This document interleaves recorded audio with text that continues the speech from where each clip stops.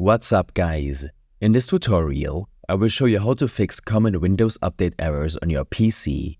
This should be quite an easy tutorial. For more information, click on the first link in the description below. First, make sure you're using a reliable internet connection.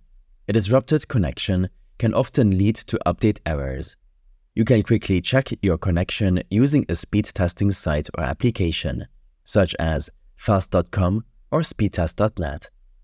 On this page, you can preview your average up and download speed to the closest server.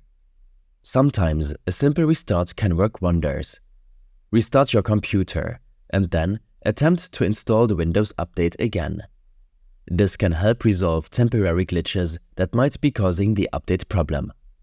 Windows comes with a built-in troubleshooter that can identify and fix various update-related issues. To access it, open up your Windows settings by searching for it in your Start menu search. Under System, click on Troubleshoot. Select Other Troubleshooters and then run the Windows Update Troubleshooter. Wait for the troubleshooter to diagnose and fix potential update issues on your Windows PC. The Windows Update cache can sometimes get corrupted and lead to errors. To clear it, open up the Windows Services Manager by searching for Services in your Start menu search. If you're unable to find it, search for Run and in this dialog box, type services.msc and hit Enter. In this list of services, click any service to highlight it and start typing Windows Update to find the Windows Update service. Right-click this service and select Stop. When this is done, open up your File Explorer.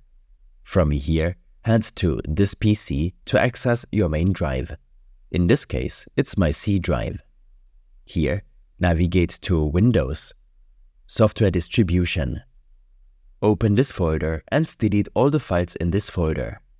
You can then head back to the Windows Services Manager and restart the Windows Update service.